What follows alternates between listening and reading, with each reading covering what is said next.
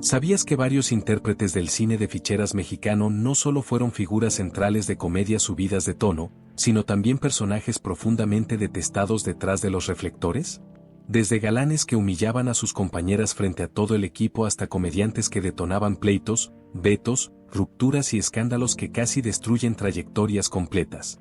Estos relatos muestran un costado del cine de ficheras que muy pocos conocen. Y no te retires antes del desenlace, porque el último actor estuvo a punto de ser expulsado de manera definitiva de la industria tras un incidente que aún permanece como un secreto a medias. Desde sus primeros minutos en los foros de ficheras, Rafael Inclán cargó con una reputación incómoda. Era talentoso, magnético y divertido, pero también uno de los intérpretes más complicados de tolerar fuera de escena. Su habilidad lo elevaba al protagónico, pero su comportamiento lo volvió uno de los hombres más detestados del género. No era algo oculto. Productores, realizadores y colegas comentaban que si él participaba en una cinta, el ambiente se tornaba tenso. Surgían estallidos, discusiones y silencios densos capaces de arruinar cualquier toma. Inclán tenía un estilo que muchos consideraban insoportable. Improvisaba en exceso, alteraba diálogos sin avisar y exigía que las cámaras lo siguieran como si cada cuadro le perteneciera. «Yo sé cómo se hace esto, ustedes nada más síganme», declaró en una ocasión, dejando al director Gilberto Martínez Solares desconcertado y a varios actores irritados. Esa seguridad que unos admiraban, otros la veían como puro ego desbordado. En una ocasión, durante el rodaje de Las Ficheras Calientes, fue encarado por Alfonso Sayas, quien ya no toleraba que Inclán acaparara todas las escenas. Testigos aseguran que Sayas le dijo sin rodeos: «Rafa, si quieres hacer tu propia película, hazla, pero no vengas a pisotearnos aquí». El set quedó paralizado. Inclán no respondió, pero al día siguiente llegó retrasado con el libreto lleno de notas y exigiendo rehacer media cinta porque, según él, podía quedar mucho mejor. Su trato con las actrices tampoco mejoraba su reputación. Vedetes como Sasa Montenegro y Lin May mencionaban que colaborar con él era una apuesta, podía ser encantador o un torbellino insoportable. Más de una vez fue visto discutiendo acaloradamente con bailarinas porque afirmaba que le bloqueaban la luz. El personal técnico tampoco lo soportaba. Comentaban que cada secuencia con él se transformaba en una batalla de paciencia, pues quería revisar monitores, corregir planos y hasta solicitar ajustes en la iluminación. Un sonidista contó que Inclán lo reprendió por respirar fuerte. Ese era su poder y su castigo, un actor tan brillante que no podían dejar fuera, pero tan conflictivo que muchos deseaban no volver a coincidir con él en un set. Dentro del cine de ficheras, pocos intérpretes generaron tanto rechazo silencioso como Andrés García. Su imagen de galán imponente, musculoso y siempre preparado para la acción era perfecta para la pantalla, pero fuera de la cámara era otra historia. Muchos lo consideraban uno de los hombres más difíciles de tratar, explosivo, competitivo y con un temperamento capaz de transformar un día normal de filmación en un campo de batalla emocional. Su mera presencia imponía presión. Varios comentaban que cuando él aparecía, todos se ponían firmes. García tenía un problema constante, no soportaba que alguien lo contradijera. Durante la filmación de Pedro Navaja, fue increpado por Luis de Alba, quien estaba cansado de que Andrés le corrigiera los movimientos en cada toma. Los técnicos recuerdan que Luis le dijo: «Andrés, yo sé lo que hago. No necesito un vigilante atrás». Y García, sin dudar, respondió: «Pues aprende a hacerlo bien y me callo». La discusión detuvo el rodaje casi una hora. Su manera de convivir con actores jóvenes era igual de complicada. Si alguno mostraba demasiada seguridad, García lo aterrizaba de inmediato. Un actor secundario relató que, durante una escena, Andrés lo interrumpió frente a todos: «Hablas como si fueras el protagonista. Ubícate». El muchacho terminó llorando en un camerino, pero nadie intervino. Nadie quería enfrentarse a García. Con las vedetes tampoco era sencillo. A Sasa Montenegro la hizo repetir una escena 7 veces porque, según él, no seguía su ritmo. A Lin May le dijo en una ocasión: «No te acerques tanto, distraes». Y cuando ella se quejó con el director, Andrés solo cruzó los brazos y sentenció: «Si quieren que salga bien, se hace como yo digo». Así, tal cual. Los técnicos tenían sus propios relatos. Un camarógrafo afirmaba que Andrés revisaba cada cuadro buscando su mejor ángulo y, si no le agradaba, detenía todo sin pedir autorización. Un sonidista contó que una vez García lo encaró por un ruido y le soltó: «No me obligues a repetir esto porque yo no repito 2 veces». Ese temperamento feroz lo convirtió en una figura inolvidable del género, pero también en uno de los intérpretes más difíciles para colaborar. Aunque en el cine de ficheras Luis de Alba era sinónimo de risas, personajes memorables y frases que siguen vivas, dentro del set tenía otra fama. Muchos lo consideraban uno de los actores más complicados y soberbios del género. Su capacidad para improvisar lo convirtió en estrella, pero también en un foco constante de conflictos. No era inusual escuchar a un director murmurar antes de empezar: hoy será un día pesado. Luis viene de malas. De Alba tenía una actitud que irritaba profundamente a sus colegas. Estaba convencido de que nadie alcanzaba su nivel cómico. Si un actor secundario hacía un chiste que funcionaba demasiado bien, él solicitaba cambiar la escena para quedarse con el remate. Una vez, durante la grabación de El Risas y las Ficheras, fue enfrentado por Rafael Inclán, harto de que De Alba le interrumpiera cada diálogo. Inclán le dijo: si no me dejas hablar, ¿para qué me contrataron? A lo que De Alba respondió, sin pudor: pues para que yo te haga brillar. El silencio posterior se sintió como un balde de agua helada. También mantenía una pésima reputación entre las vedettes. Sasa Montenegro decía que Luis era de los pocos actores que llegaba tarde, pero quería grabar como si fuera temprano. Y si una actriz proponía un movimiento distinto, él respondía: no, así no. Yo ya sé cómo se hace esto. Lin May aseguraba que una vez él detuvo la filmación y exigió cambiar a una bailarina porque no sabía seguirle el ritmo. Aquel incidente provocó un enojo general entre el elenco. Con los técnicos la situación no mejoraba. Un iluminador contó que Luis se quejó de una sombra diciendo: parezco enfermero agotado.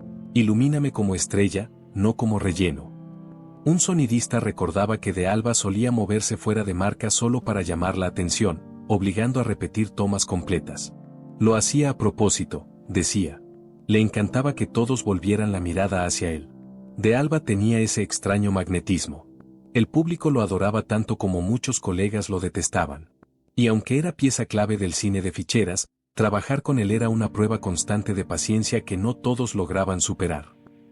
Dentro del cine de ficheras y las exomedias, Jorge Ortiz de Pinedo era un talento indiscutible: timín perfecto, rostro muy expresivo, remates precisos y una capacidad natural para levantar escenas aburridas.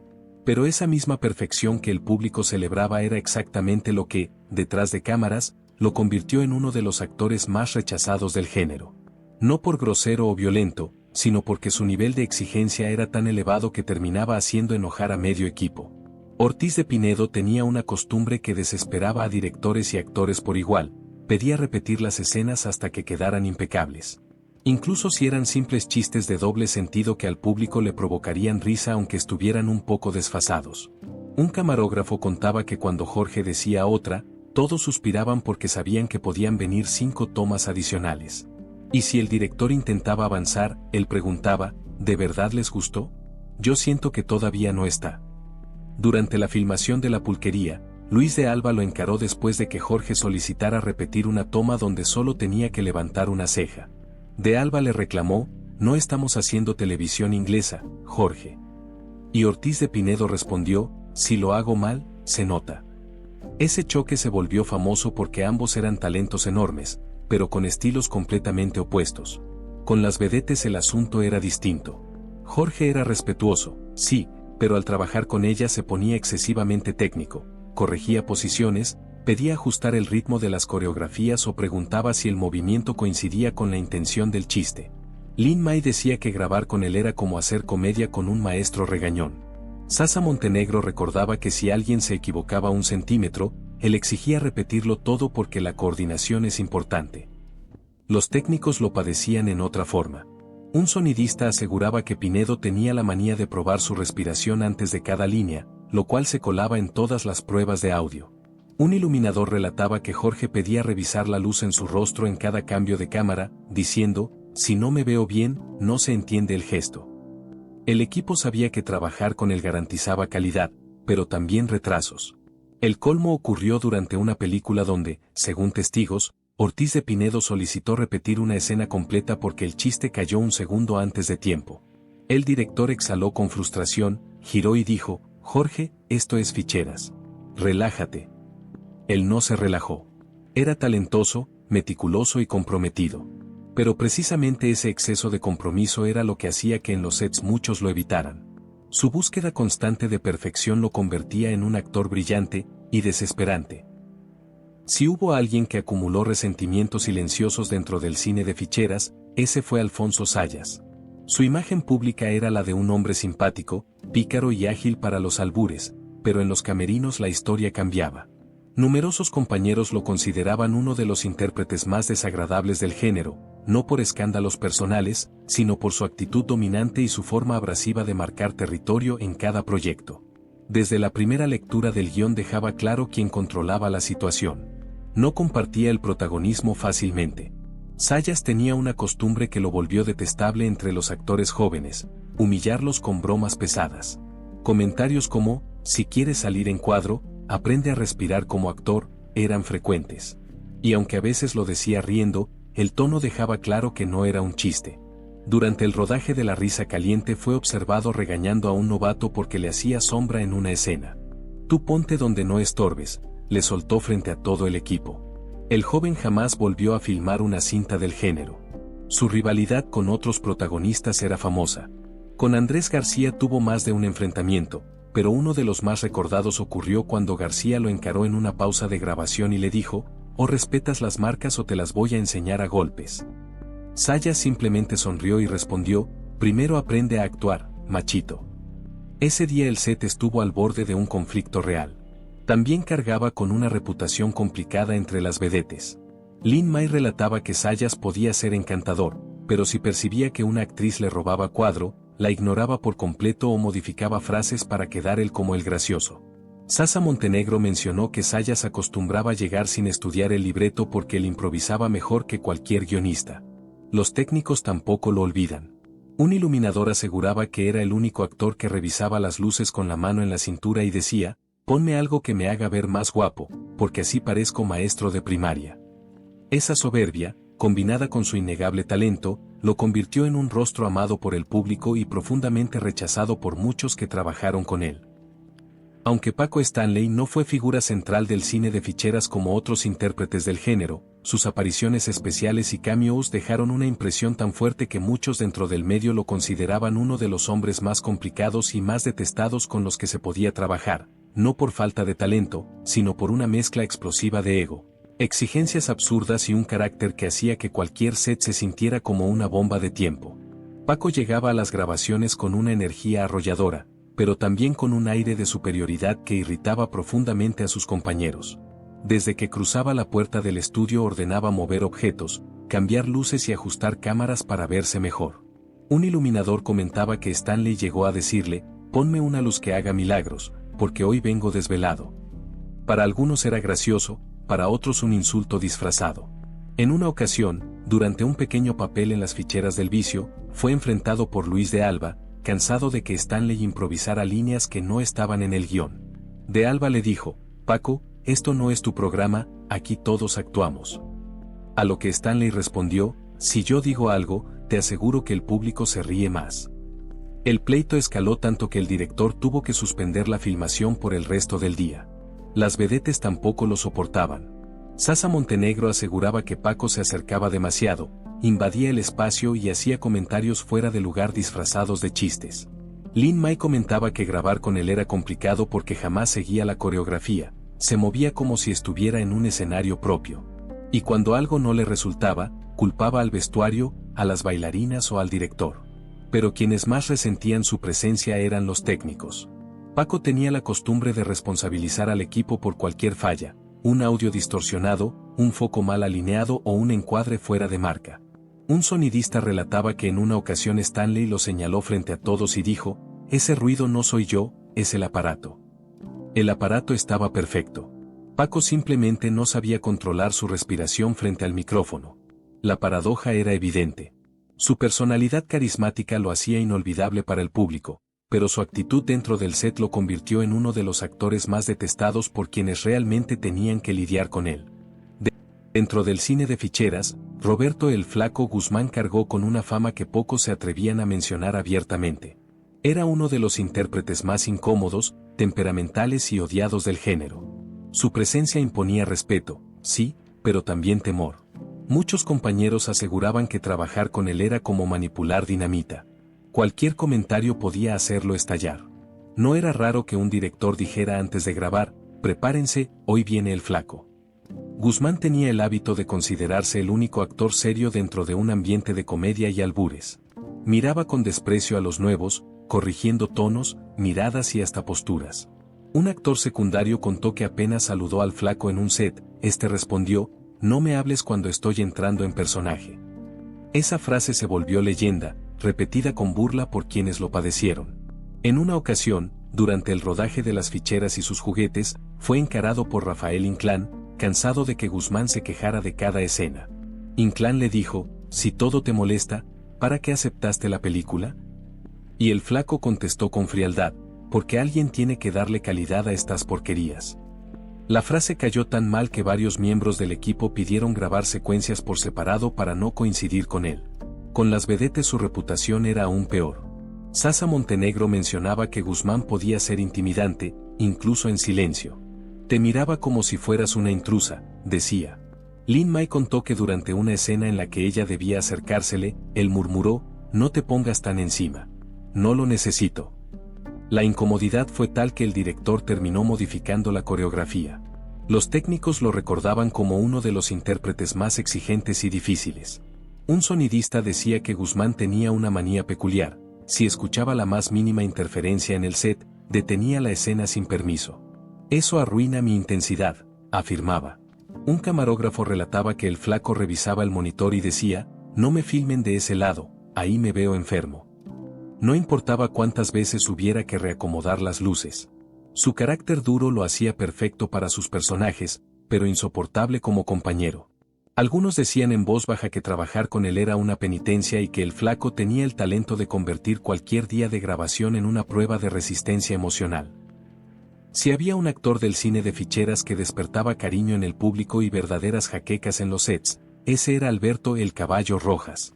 Sí, era gracioso, encantador y un ícono del género, pero muchos compañeros lo consideraban uno de los actores más pesados y problemáticos detrás de cámaras.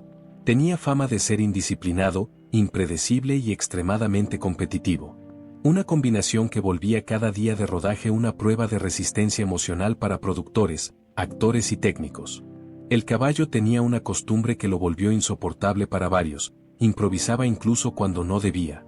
Y si la improvisación funcionaba, exigía que la escena se quedara así porque la gente lo iba a agradecer. A veces era brillante, sí, pero otras arruinaba remates, tiempos cómicos o diálogos que habían llevado días en escribirse. Un guionista recordaba que Rojas decía: es que yo siento la comedia en la sangre, ustedes solo la redactan. En una ocasión, durante el rodaje de Los Verduleros, Andrés García lo enfrentó porque Caballo repetía chistes que no venían al caso y rompían la tensión dramática de la secuencia. García le dijo: si quieres show, hazlo en solitario. Y Caballo respondió: yo hago que la película se venda, Andrés, no te engañes. El conflicto fue tan fuerte que el director detuvo la filmación para evitar que los actores terminaran a golpes. Con las vedettes, su reputación tampoco era la mejor. Sasa Montenegro contaba que Caballo interrumpía ensayos para acomodarse el vestuario, revisar su maquillaje o repetir escenas solo para calentar motores. Lin May contaba que una vez él llegó con más de una hora de retraso y cuando lo regañaron respondió: pues graben sin mí, a ver si les queda igual. Aquello irritó profundamente al elenco, que veía en él a un talento, pero también a un manipulador de tiempos. Los técnicos lo recordaban como un torbellino. Un iluminador afirmaba que el Caballo tenía la manía de moverse fuera de marca para sentirse más libre, obligando a repetir tomas una y otra vez. Un sonidista relataba que Rojas hablaba incluso cuando no tenía líneas, murmurando comentarios que contaminaban el audio y hacían imposible rescatar la escena. Cuando se le decía algo, él simplemente respondía: así soy yo. Capturen mi naturalidad. El público lo adoraba, sí, pero en los sets muchos lo consideraban un huracán gracioso, magnético y francamente insoportable. En el mundo del cine de ficheras, Raúl Meraz no solo era conocido como un galán serio y elegante. También era famoso por ser uno de los actores más complicados, secos y abrumadoramente antipáticos con quienes coincidían en el set. No gritaba, no hacía escándalos, no improvisaba, pero su frialdad y su actitud de superioridad lo transformaron en uno de los más detestados en los camerinos. Muchos afirmaban que trabajar con él era como grabar al lado de un jefe de oficina que siempre te está evaluando. Meraz tenía un problema evidente. No soportaba el caos del género. Detestaba los albures, odiaba las improvisaciones y le disgustaba profundamente que sus compañeros rompieran el ritmo de una escena para meter un chiste. Un iluminador contaba que una vez Meraz murmuró: "No sé qué hago en estas películas", justo antes de grabar una secuencia con bailarinas. El comentario llegó a oídos de varios actores y desde ese día lo catalogaron como el amargado del set. En una ocasión, mientras filmaban Los picudos del burdel, Alfonso Sayas se acercó para hacer una broma antes de grabar. Meraz lo observó con absoluto desdén y respondió: "Si quieres hacer reír, hazlo cuando el director diga acción, no cuando estoy concentrado". Sayas, desconcertado, apenas contestó: "Relájate, maestro, no estamos grabando Shakespeare". Desde ese día, la relación entre ambos quedó fracturada. Con las vedettes, el asunto no mejoraba. Aunque siempre mantuvo un trato respetuoso, tenía una manera de mirar que incomodaba. Sasa Montenegro aseguraba que Meraz jamás se reía de nada. Ni siquiera de las escenas más absurdas. Era como actuar frente a una estatua que te juzga, decía. Lin May recordó que él pidió modificar una coreografía porque no tenía sentido artístico, algo que provocó que el director casi se arrancara el cabello. Los técnicos también lo tenían en la lista negra. Un sonidista decía que Raúl exigía silencio total, incluso entre tomas, y que si escuchaba una risa o un susurro levantaba la mano y decía: "Si terminan su plática, seguimos". En una ocasión hizo repetir una escena completa porque según él el ambiente no era suficientemente serio. Lo más frustrante era que Meraz consideraba que él era el único profesional en el set. Un camarógrafo relató que Raúl solía acomodarse el traje 10 veces antes de grabar y, si algo no le agradaba, decía: "Yo no me voy a ver ridículo en pantalla por culpa de otros". Ese perfeccionismo, mezclado con su nula tolerancia al estilo relajado del cine de ficheras, lo convirtió en un enemigo silencioso dentro de la industria, indispensable para sus personajes, pero insoportable detrás de cámaras. En el cine de ficheras, Pedro Weber Chatanuga era sinónimo de comedia física, torpeza entrañable y personajes que el público recordaba con cariño, pero detrás de cámara su reputación era muy distinta. Muchos actores lo consideraban uno de los compañeros más difíciles del género, no por maldad, sino por un carácter impredecible, un sentido del humor que a veces rozaba lo incómodo y una tendencia a inflar cualquier escena hasta desbordarla, aun cuando el guión no lo pedía. Chatanuga tenía una costumbre desesperante: convertir cada momento en un sketch, incluso cuando el director necesitaba orden. Si una escena debía ser sencilla, él añadía sonidos, gestos exagerados o comentarios fuera del libreto que desbalanceaban la actuación de los demás. Un guionista afirmaba que Weber decía: "Si no hago algo extra, ni me van a notar". Y esa necesidad de sobresalir lo convirtió en un actor amado por el público y detestado por varios compañeros. Durante el rodaje de Las ficheras al desnudo, Luis de Alba lo enfrentó después de que Weber arruinara por cuarta vez una escena seria con una mueca inesperada. De Alba le dijo: "Chatanuga, no todo es circo". Y Weber respondió: "Pues para eso me contratan, ¿no?". Desde ese día, ambos evitaron compartir escenas largas. Las vedettes también acumulaban anécdotas con él. Lin May contaba que Chatanuga hacía ruidos o comentarios detrás de cámara mientras ellas grababan coreografías, provocando que se equivocaran. "No sé si quería ayudar o fastidiar", decía. Sasa Montenegro mencionaba que él se movía tanto en las escenas grupales que parecía querer aparecer en cada cuadro. Era como jugar a esquivarlo. Los técnicos lo tenían clasificado como un riesgo constante. Un camarógrafo afirmaba que Weber rara vez se quedaba quieto en su marca. Chatanuga caminaba como si tuviera su propio ritmo interno, imposible de seguir. Un sonidista contaba que Pedro hacía sonidos espontáneos, suspiros, gruñidos, risitas, que contaminaban el audio, obligando a repetir tomas una y otra vez. Cuando le reclamaban, él decía: "Es que yo ya vengo con mi propio sonido". Su actitud bonachona hacía difícil enojarse con él por mucho tiempo, pero eso no quitaba que trabajar con Chatanuga fuera agotador. Tenía energía, tenía chispa, pero también una habilidad excepcional para convertir cualquier escena sencilla en una montaña rusa caótica que sacaba canas verdes al equipo. En el cine de ficheras, Jorge Rivero tenía una imagen impecable, musculoso, atractivo, profesional y con una presencia que llenaba la pantalla. Pero detrás de cámaras, muchos lo consideraban uno de los actores más fríos, distantes y complicados del género. No explotaba en gritos como otros, ni improvisaba sin permiso, pero su actitud de superioridad y su obsesión por cuidar su imagen lo volvieron uno de los compañeros más odiados silenciosamente. Para empezar, no toleraba que nada ni nadie lo hiciera lucir mal en cámara. Revisaba espejos, luces, maquillaje y vestuario más tiempo del que filmaba. Un iluminador contaba que Jorge pedía mover los focos milimétricamente para favorecer su mandíbula. Y si algo no le agradaba, decía sin filtro, yo así no salgo. Eso retrasaba horas enteras de producción y desesperaba al equipo técnico. Su relación con otros actores tampoco era sencilla. Andrés García, con quien compartió varias películas, lo confrontó en el rodaje de Bellísimas y Peligrosas porque Rivero insistía en repetir escenas donde él no quedaba exactamente como quería.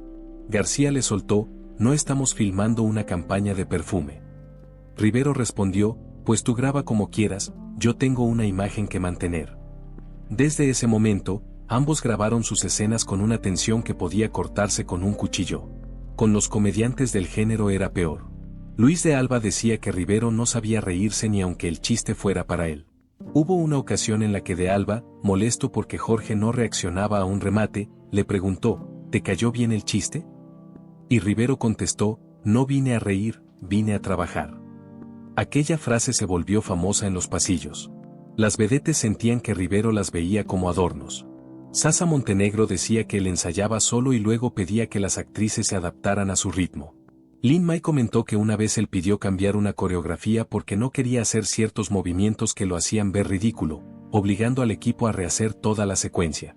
Los técnicos lo recordaban como un perfeccionista extremo y profundamente exasperante.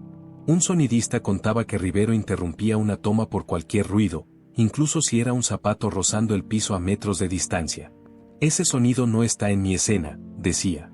Y todos tenían que comenzar desde cero. Era disciplinado, sí, profesional, sí, quizá demasiado. Pero en los sets del cine de ficheras, su obsesión por verse impecable y su frialdad absoluta lo convirtieron en un compañero difícil de apreciar y muy fácil de detestar. En el cine de ficheras, Raúl el Chato Padilla era visto como un veterano indispensable, un rostro clásico de la comedia mexicana, pero también uno de los actores más temperamentales y complicados de tratar. Aunque provenía de una larga trayectoria en teatro y televisión, esa misma experiencia lo hacía sentir, según varios colegas, que estaba por encima del género. Y cuando un actor llega al set con esa actitud, el choque con el resto es inevitable. El Chato tenía fama de criticar absolutamente todo: el guión, los chistes, la iluminación, los vestuarios, incluso la manera de trabajar de los demás. Un productor contaba que Padilla podía detener la grabación solo para afirmar, ese remate no funciona. En mis tiempos la gente sí sabía escribir comedia. Aquello generaba un resentimiento profundo entre guionistas y actores jóvenes, quienes sentían que Raúl vivía atrapado en otra época. Durante la filmación de Las vedettes del barrio fue enfrentado por Rafael Inclán, quien ya no soportaba que Padilla corrigiera sus líneas. Inclán le dijo, Chato, si quieres dirigir, dilo. Y Padilla, sin perder la compostura, respondió, yo solo intento que esta película no quede como todas las demás. El comentario cayó pésimo. Varios actores se levantaron de sus sillas y se fueron al camerino para evitar una discusión. Con las vedettes, la fricción era distinta. Sasa Montenegro mencionaba que él se irritaba cuando una actriz improvisaba demasiado o hacía movimientos que no correspondían al humor clásico. Lin-May llegó a decir, el Chato quería que todo fuera teatro, pero esto era ficheras, puro relajo. Hubo una ocasión en la que Raúl pidió repetir una coreografía porque, según él, el ritmo estaba descontrolado, como si se tratara de una ópera. Los técnicos lo tenían catalogado como el actor de las pausas interminables. Un sonidista recordaba que Raúl detenía las tomas por detalles insignificantes. Una tos a lo lejos, un reflector mal alineado por 1 centímetro, una extra que caminaba demasiado rápido. Un camarógrafo decía que Padilla pedía que le ajustaran la cámara como en mis obras de teatro, aunque eso no tuviera sentido en cine.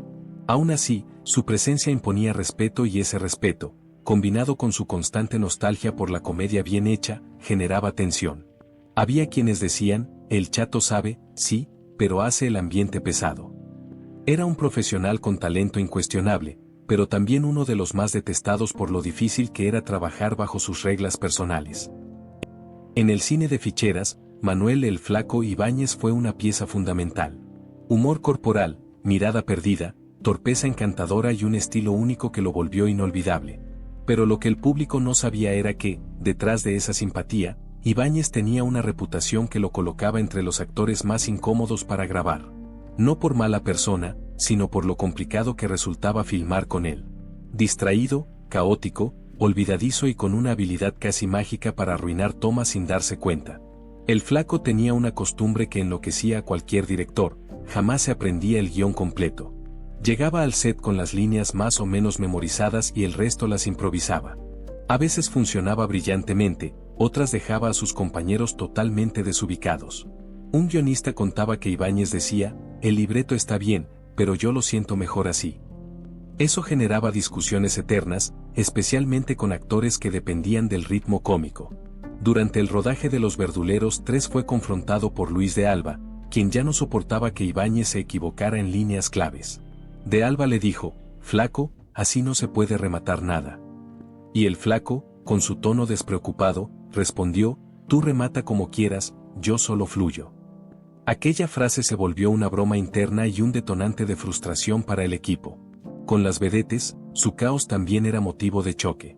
Sasa Montenegro recordaba que Ibáñez tenía el hábito de entrar al cuadro antes de tiempo, arruinando coreografías que tomaban horas ensayar. Lin-May contó que durante una escena sensual, el Flaco perdió la marca, chocó con una mesa y tiró una bandeja de utilería en plena toma final.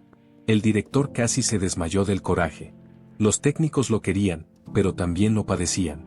Un camarógrafo afirmaba que el Flaco jamás se quedaba quieto. Tenía la energía de un niño hiperactivo. Cambiaba de posición sin avisar, se agachaba, se movía o daba pasos extra, obligando al equipo a ajustar luces y cámaras constantemente. Un sonidista decía que Ibáñez hablaba solo entre tomas, murmurando frases que se filtraban en el micrófono. Tenía el talento de contaminar audio sin intención. Aún así, el Flaco poseía algo que lo hacía irresistible: su inocencia brutal. Pero esa misma naturalidad, esa tendencia a no tomarse nada en serio, chocaba de frente con actores perfeccionistas y técnicos que solo querían terminar el día sin repetir todo 20 veces. Era querido por el público, sí, pero en el set muchos suspiraban con resignación cuando escuchaban: hoy graba el Flaco. En el cine de ficheras, Eduardo de la Peña, mejor conocido como el Mimo, fue uno de los secundarios más reconocibles. Voz particular, gestos exagerados, personajes ingenuos y un sentido del humor que encantaba al público. Pero detrás de cámara su reputación era otra. Muchos lo consideraban uno de los actores más desesperantes del género, no por mala actitud, sino por su tendencia a exagerarlo todo, incluso cuando el director pedía sobriedad, convirtiendo escenas simples en auténticos desastres cómicos. El Mimo tenía un problema que sacaba canas verdes: no sabía medir su energía. Si la escena pedía un gesto, él daba 5. Si la línea era corta, él la extendía con muletillas. Si debía caminar, corría. Si debía correr, gritaba. Un guionista contaba que Eduardo tenía la costumbre de añadir palabras inventadas para que sonaran más mamertes, como él decía. Aquello hacía reír al público, pero hacía llorar de frustración a los editores. Durante el rodaje de Las Ficheras Descontroladas, Alberto el Caballo Rojas lo enfrentó, molesto porque Eduardo arruinaba los remates con ruidos y chiflidos improvisados. Caballo le dijo: no puedes meter sonido cada que respiras. Y Mimo, ofendido, respondió: es mi estilo, es mi personaje. El choque terminó con el director pidiendo que grabaran sus escenas por separado para evitar tensiones. Las vedettes también perdían la paciencia con él. Sasa Montenegro contaba que Eduardo tenía la costumbre de soltar frases inapropiadas justo antes de una toma seria, rompiendo la concentración de todas. Lin-May recordaba que él hacía movimientos exagerados en escenas grupales, obligando a repetirlas porque parecía que estaba bailando solo en otra película. En más de una ocasión, las bailarinas pedían a producción: solo que no lo pongan en nuestra coreografía. Los técnicos tenían historias interminables. Un sonidista decía que Mimo era el actor más ruidoso del planeta. Respiraba fuerte, se reía fuera de tiempo, murmuraba líneas mientras aguardaba su turno. Todo quedaba registrado. Un iluminador aseguraba que Eduardo jamás permanecía en su marca. Se mueve 3 pasos por pura emoción, decía. Y cuando le pedían quedarse quieto, contestaba: pero es que así no soy yo. Su personalidad infantil y explosiva lo hacía único en pantalla, pero en los sets muchos lo veían como una bomba siempre a punto de activarse. El mimo llegaba, hacía reír y también hacía repetir. Era divertido, inolvidable y genuino, pero trabajar con él era para muchos un deporte extremo. En el cine de ficheras, César Bono fue uno de los actores más versátiles. Tímido, torpe, nervioso, ingenuo, siempre envuelto en enredos cómicos que lo convirtieron en uno de los rostros más identificables del género. Pero lo que el público no sabía era que detrás de cámaras Bono tenía una fama que desesperaba profundamente a varios directores y compañeros. No era un hombre conflictivo ni agresivo, pero sí extremadamente perfeccionista, lento para trabajar y obsesionado con los detalles más mínimos, lo cual lo colocó entre los actores más odiados para grabar. El mayor problema de Bono era su ansiedad escénica, una característica que lo llevaba a repetir las escenas una y otra vez hasta sentir que estaban emocionalmente correctas. Mientras actores como Luis de Alba o el Caballo Rojas improvisaban sin miedo, César necesitaba tiempo, concentración absoluta y silencio total, algo que en el ambiente ruidoso del cine de ficheras era casi imposible. Durante la filmación de La Puerta Falsa, Andrés García lo enfrentó exasperado después de que Bono repitiera una toma más de 10 veces porque la respiración no se sentía natural. García le gritó: "No estamos filmando drama, César". Y Bono respondió con seriedad: "La comedia también necesita verdad". Aquel enfrentamiento fue tan fuerte que el equipo técnico pidió grabar sus escenas por separado para evitar tensiones. Con las vedettes el conflicto era distinto.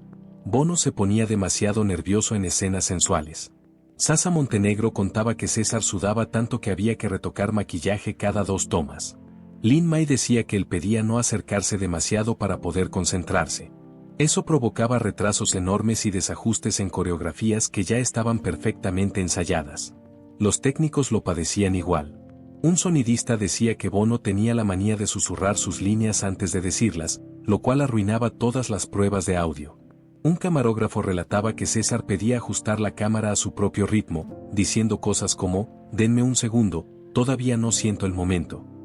Ese segundo a veces se convertía en media hora, pero lo que más desesperaba a los directores era su tendencia a preguntar absolutamente todo. ¿Dónde mirar? ¿Cómo mover las manos? ¿Cuánta energía usar? ¿Qué intención emocional debía llevar la frase? En un género donde la improvisación era la norma, Bono trabajaba como si cada escena fuera un examen. Era talentoso, querido y respetado, pero en los sets del cine de ficheras muchos admitían que grabar con él requería paciencia de santo, y quienes no la tenían simplemente lo evitaban. Dentro del cine de ficheras, Héctor Suárez era una presencia imponente, inteligente, agudo, crítico y dueño de un humor corrosivo que lo hacía destacar incluso en papeles secundarios. Pero esa misma brillantez lo convirtió en uno de los actores más temidos detrás de cámaras. No por violencia ni por descontrol, sino por una actitud férrea, un perfeccionismo implacable y un carácter tan frontal que muchos preferían mantener distancia.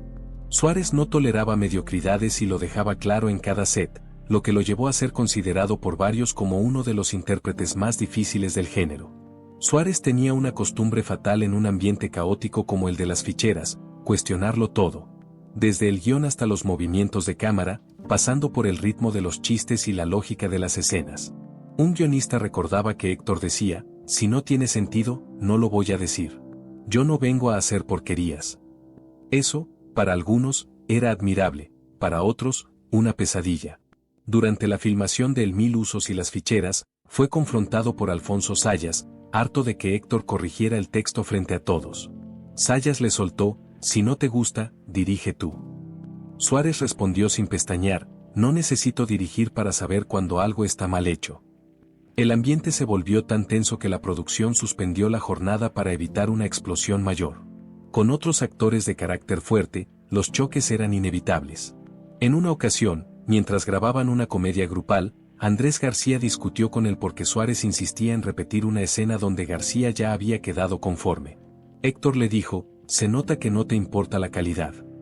Y Andrés, enfurecido, respondió: "Esto es ficheras, no un manifiesto social". Los técnicos narraban que el silencio después de esa frase fue tan pesado que parecía que el aire se había detenido. Con las vedettes la dinámica era distinta pero igual de compleja. Sasa Montenegro recordaba que Suárez corregía entonaciones o tiempos aunque no fuera director. Te decía cómo decir la línea, dónde poner el énfasis, como si ya te hubiera dado clases, relataba. Lin-May contó que Héctor pedía rehacer coreografías porque él sentía que el ritmo no correspondía con la intención del chiste. Muy serio para un género tan relajado, decía. Aquello provocaba retrasos enormes y tensiones en los ensayos. Los técnicos tampoco estaban a salvo. Un sonidista decía que Suárez tenía la manía de detener las tomas si escuchaba un simple roce o un murmullo fuera de tiempo. No puedo trabajar con ruido mental, afirmaba con absoluta seriedad. Un camarógrafo relataba que Héctor revisaba el monitor después de cada escena para asegurarse de que la intención se veía en cuadro. Si no le convencía, pedía repetir sin importar cuánto se hubiera avanzado. Más de una vez eso generó discusiones con directores que solo querían cumplir el plan de rodaje. Lo más curioso era que, pese a todos esos conflictos, nadie podía negar su talento.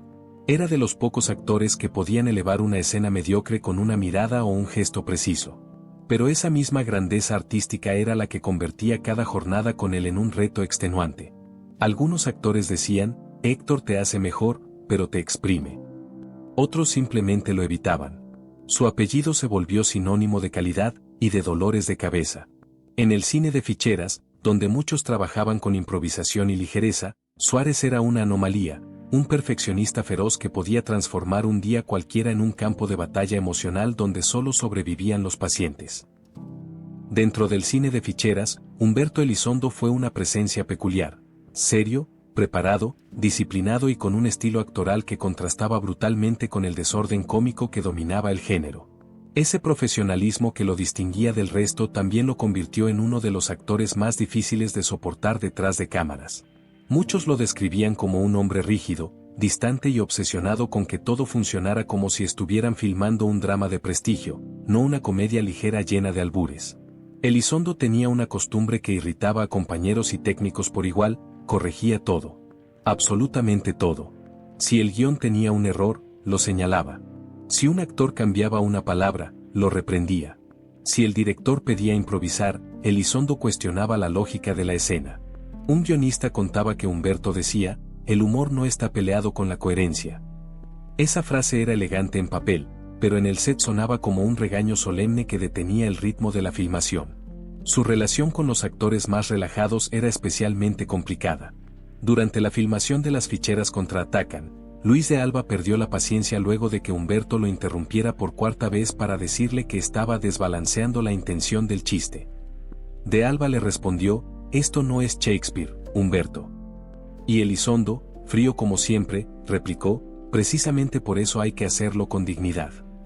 El silencio posterior fue tan denso que varios pensaron que la escena tendría que grabarse por separado. Con actores temperamentales, el choque era inevitable. En una ocasión, Andrés García discutió con él porque Humberto pedía repetir una toma donde García consideraba que ya se veía perfecto. Elizondo dijo, la cámara está temblando. Andrés respondió, entonces que tiemble contigo, no conmigo. El ambiente quedó tan tenso que la producción decidió espaciar sus escenas para evitar enfrentamientos directos. Las vedettes tampoco tenían el mejor recuerdo de él. Sasa Montenegro decía que Elizondo era tan meticuloso que pedía ajustar el ritmo de una coreografía porque no correspondía al tono de la narrativa. Lin-May contaba que Humberto rara vez hacía contacto visual en escenas sensuales porque decía que eso banalizaba la intención dramática. Las actrices solían comentar, es bueno, pero parece que odia estar aquí. Los técnicos lo padecían incluso más. Un sonidista aseguraba que Elizondo exigía silencio absoluto, incluso entre tomas, para no perder concentración. Si escuchaba un susurro, levantaba la mano y pedía repetir. Un camarógrafo decía que Humberto revisaba el cuadro con ojo clínico y señalaba errores de iluminación que ni el jefe de foto había notado. Es peor que un supervisor, comentaban. Quizá el momento que más marcó su fama ocurrió durante una película donde pidió rehacer una escena completa porque, según él, la reacción de un extra no transmitía verdad. El director, ya harto, le contestó, Humberto, es ficheras. Pero Elizondo insistió, por eso mismo. Si nosotros no lo dignificamos, ¿quién lo hará? Muchos rodaron los ojos. El rodaje se extendió 2 días más por esa discusión. Elizondo era talentoso, sí, comprometido, también, pero esa misma dedicación lo convirtió en uno de los actores más temidos del cine de ficheras. Para algunos, elevaba el nivel. Para otros, arruinaba la diversión. Pero todos coincidían en algo, trabajar con él era sinónimo de tensión, perfeccionismo y una solemnidad que chocaba de frente con un género que vivía del desorden. Aunque en el cine de ficheras Resortes era una leyenda absoluta, el rey del ritmo, del humor físico y de los movimientos imposibles, detrás de cámara su fama era muy distinta. Muchos directores lo adoraban en pantalla, pero lo padecían intensamente durante las grabaciones. Y varios actores, aunque lo respetaban, admitían que trabajar con él era una experiencia agotadora, frustrante y a veces irritante. Resortes era brillante, sí, pero también uno de los más complicados del género. Su problema principal era bien conocido. Tenía un perfeccionismo obsesivo con sus coreografías, incluso si la película era una comedia ligera con escenas rápidas. Si un paso no le salía perfecto, exigía repetir la toma. Si una vedette se equivocaba ligeramente, pedía rehacer la coreografía completa. Y si el director intentaba avanzar, Resortes decía, un movimiento mal hecho rompe toda la escena. Ese nivel de exigencia hacía que los rodajes se extendieran por horas. Durante la filmación de Las ficheras andan sueltas, Luis de Alba lo encaró después de que Resortes pidiera repetir una escena únicamente porque no sentía la energía. De Alba le dijo, esto no es bellas artes, maestro. Y Resortes respondió con completa seriedad, la comedia también se respeta. El choque fue tan fuerte que el director solicitó una pausa de 30 minutos para que ambos se tranquilizaran. Con las vedettes había otra tensión. Su disciplina era tan rígida que muchas evitaban ensayar con él. Sasa Montenegro decía que Resortes trabajaba como si todo fuera un concurso de baile. Lin May contaba que una vez se la corrigió 3 veces seguidas por un giro que, según él, no tenía cadencia. Después de la tercera corrección, Lin le dijo, Resortes, estamos en una película de ficheras. Relájate tantito. Él no se rió. Los técnicos lo padecían igual. Un iluminador decía que Resortes pedía modificar luces para acompañar el ritmo de sus movimientos, obligando a reconfigurar el set completo para una escena de 30 segundos. Un sonidista contaba que él repetía frases en voz baja mientras se preparaba, metiendo ruido en todas las pruebas de audio. Y cuando le pedían quedarse quieto para ajustar micrófonos, él respondía, mi cuerpo no entiende la quietud. Resortes era un genio, sin duda, pero ese mismo genio venía acompañado de una intensidad que muchos encontraban insoportable. Nadie podía negar su talento, pero tampoco negar que trabajar con él implicaba sudar, repetir, discutir y rezar para que ese día el maestro estuviera de buen humor. Y como estas, existen muchas más historias turbias que el cine de ficheras prefirió esconder bajo la alfombra durante décadas. Actores conflictivos, egos descontrolados y secretos que muy pocos se atreven a mencionar. Así que suscríbete y no te pierdas los próximos videos donde seguiremos destapando todo aquello que ellos jamás quisieron que saliera a la luz.